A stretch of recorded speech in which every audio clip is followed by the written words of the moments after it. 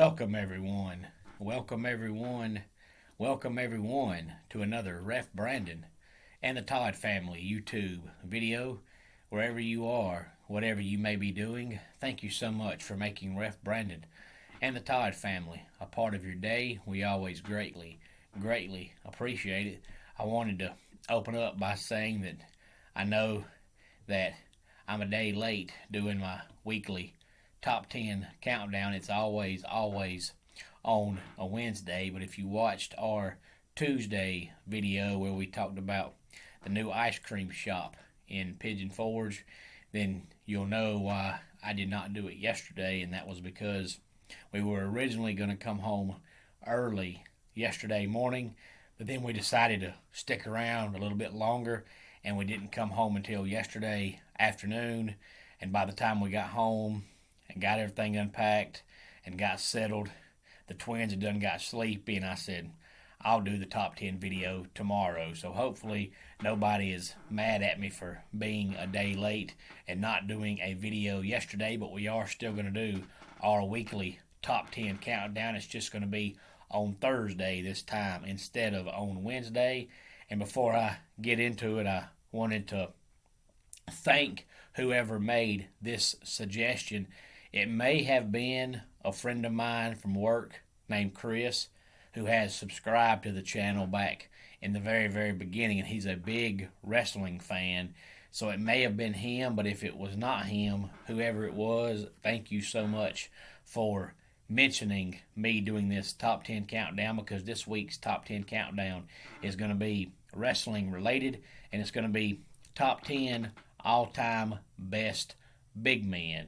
And then one last thing before I get into it, I wanted to go ahead and say that my wife and I met a man named Derek while we were in Pigeon Forge, who lives in the upstate of South Carolina, and he's a big Clemson fan, and he has now subscribed to the channel. So I just wanted to say, Derek, thank you so much for subscribing.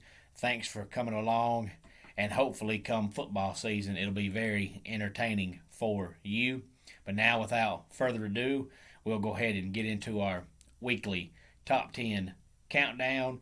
Now, I know I mentioned this on Sunday when I interviewed Cade Powers and Lazarus Change, and I think I also mentioned this in our Tuesday video in Pigeon Forge, that it's top 10 big men, but in my opinion, in order to be a wrestling big man, you have to either be 6'10" or be 400 pounds, because otherwise you're just, an average sized guy in the wrestling world, like Scott Hall. Scott Hall was a great wrestler, but he's 6'7".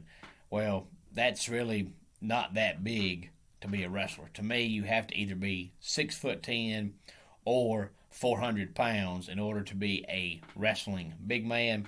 So maybe as we go along, there'll be some wrestlers I don't mention, and you'll wonder why I don't mention them, and that's the reason why, because they probably were not either 6'10" or 400 pounds. This is also not based on one company or one time frame, one era. It's in the history of wrestling, top 10 all-time best big men. Number 10 on my list is John Tenta. Now, of course, John Tenta was Earthquake in WWF at the time. He was also later on in WCW as the Shark, but his claim to fame was being Earthquake. He also came back for a while and was in this faction called the Oddities, and he put a mask on, but his biggest claim to fame was Earthquake, and he was a big man, but he was actually a really good wrestler, and he was taken from us far too soon, no longer with us. But top 10 all-time best big men on my list, number 10 was John Tenta. Number 9 was Kevin Nash. Now, Kevin Nash was definitely 6'10", so he qualifies to be on the list, and he could be even higher, but the reason why he's only number 9 was because Kevin Nash was really almost 30 years old by the time he became a professional wrestler, and then he got a gimmick called the Master Blaster, and then he got a gimmick called Oz, which was a spoof of Wizard of Oz. And then he got a gimmick called Vinny Vegas. And by the time he got to WWF and became Diesel, he was about 35 or 36 years old. And then by the time he was about 42, he was washed up because of how big he was. So he really only had about 10 years of being in his prime as a wrestler because of his size, but really, really, really good wrestler in his prime, and that was Big Daddy Cool, Kevin Nash. Number 8 on my list is a wrestler whose name you heard the other day if you watched my interview of Cade Powers and Lazarus Change, because Cade Powers says this was his all-time favorite big man. He's number 8 on my list, and that was the world's strongest man, Mark Henry. He was a great wrestler, and most people still remember the promo he did on Raw about 10 years ago when he was supposed to be retiring, and he attacked John Cena. That was the best angle Mark Henry was ever involved in. Number 7 on my list, and I'm going way back for this one. And if you're watching this video and you have not heard of this man, please get on YouTube and go back and watch his matches, because he was a big, big man. And he also wrestled barefooted, which you don't see anymore. But he was a huge man. Had to weigh over 600 pounds, and that was Haystacks Calhoun. He was around from, I would say, the mid to late 60s up through the 80s, which was a long time frame for a man as big as he was, but great wrestler to be as big as he was. And that was Haystacks Calhoun. Number 6 on my list is Kane. Another phenomenal wrestler. He was a big man, and of course, he had that gimmick back in, I want to say it was 1993, called Isaac Yankem DDS, where he was supposed to be Jerry the King Lawler's personal dentist, but he had all of his teeth painted yellow, and he was spooky looking. And I thought it was a funny gimmick, but it didn't last long. And of course, he later on came back as the fake Undertaker and all that kind of good stuff. But as Kane, the big red machine, the big red monster, whatever you prefer to call him, he was a great wrestler. Of course, now he is the mayor of Knox County, Tennessee, and still makes special appearances every now and then. But number 6 on my list was Kane. Before we get into the top 5, we'll recap numbers 10 through 6. Number 10 was John Tenta. Number 9, Kevin Nash. Number 8, Mark Henry. Number 7, Haystacks Calhoun. And number 6 was Kane. If you like this video so far, please feel free to like, comment, share, and subscribe. I always enjoy reading all the comments on the YouTube page, and I try my best to respond to everybody, but if I don't respond to you, I still read the messages. But some days we don't get any comments. Some days we get 1 or 2, and then some days I get 10 to 12. And on those days, between working a full-time job and having 3 kids, when I get that many in a day, I may not respond to you, but don't worry, I still read the messages, so I always enjoy reading all the comments on the YouTube comment page. But without further ado, we'll go ahead and get into our top 5. Number 5 on my list is a man that, for some reason, hardly ever gets mentioned in the wrestling business, especially even with the big man, but he was a big man. And of course, he burned a lot of bridges back in the day and a lot of companies with the backstage politics. But if you follow this channel, you know I don't get into the politics of wrestling or football, baseball, anything. I try to stick to what happens in the ring or on the field and let all the folks that like to follow all the drama follow all the drama. But number 5 on my list was Sid Vicious. And of course, he was in about every company you could imagine back in the day. At one time, he went from WCW to WWF to WCW to WWF about 4 or 5 times in about 7 years. And of course, what everybody remembers was the time he wrestled Scott Steiner. I think it was 2000, I believe, when he tried to do a big boot off the top rope and came down with his whole body weight on his left leg, and it was one of the ugliest things I've ever seen in my life. I can still to this day close my eyes and just see his leg just doing all kinds of weird stuff. And that basically ultimately ended his career for the most part. He has came back a few times here and there since then, doing sporadic appearances, but he was about 40 when that happened, and he had already had several injuries over the years.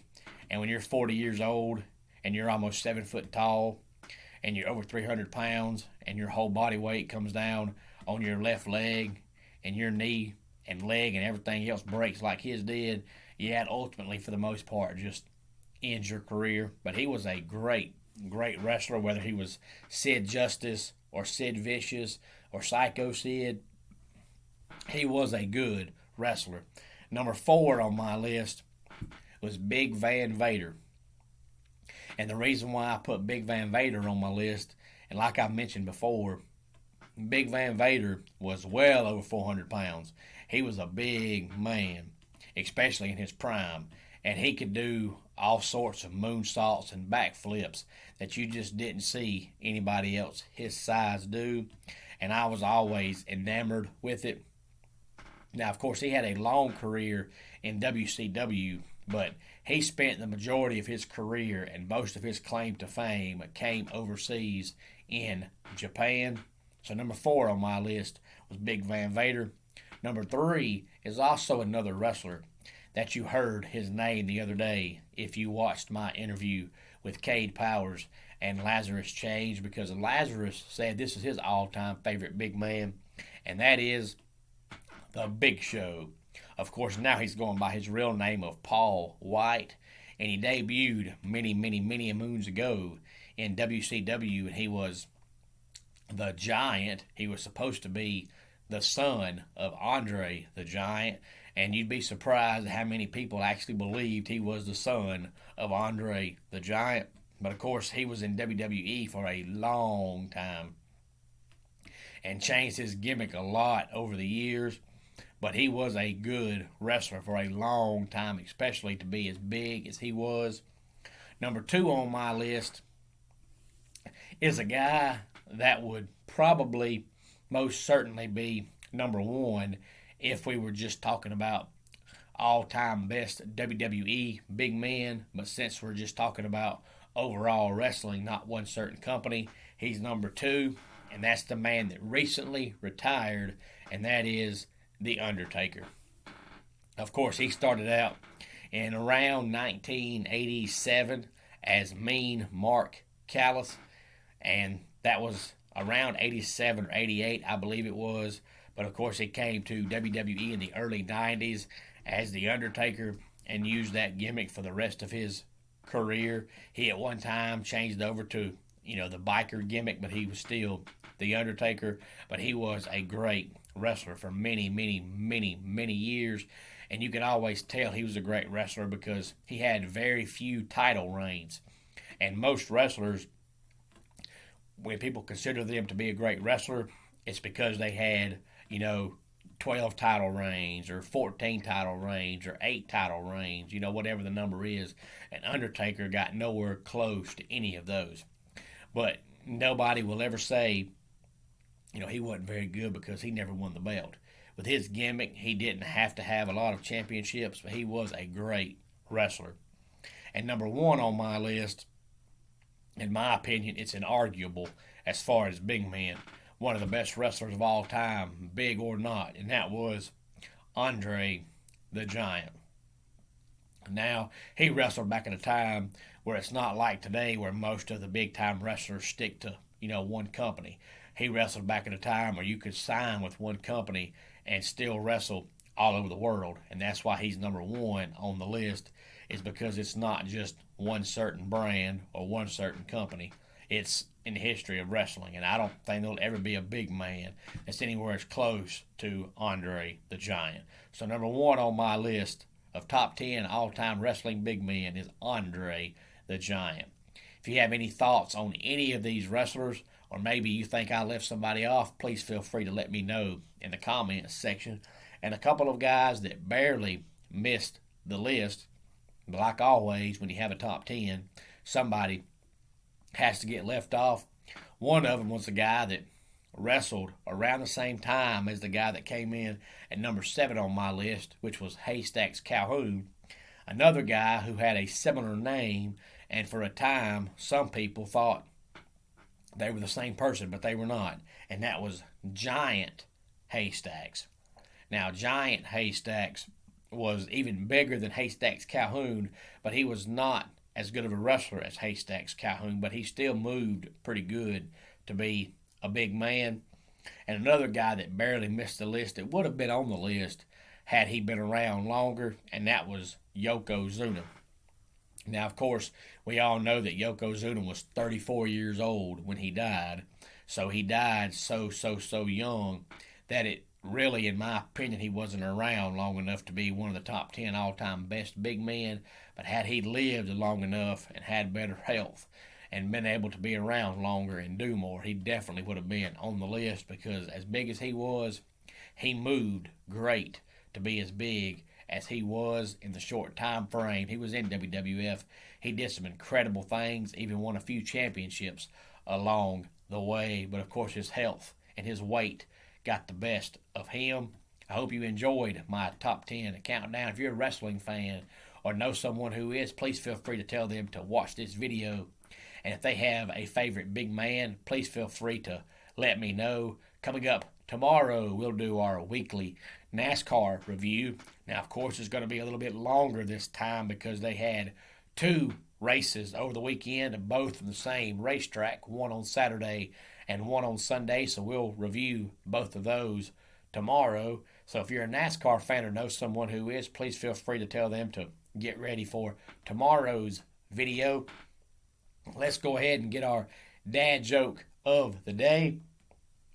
What weighs more, a gallon of water or a gallon of butane? It's water, because butane is a lighter fluid. And that wraps it up for today's Ref Brandon and the Todd Family YouTube video. Until next time, it's Ref Brandon saying, just like in pro wrestling, life can be over by the count of 3.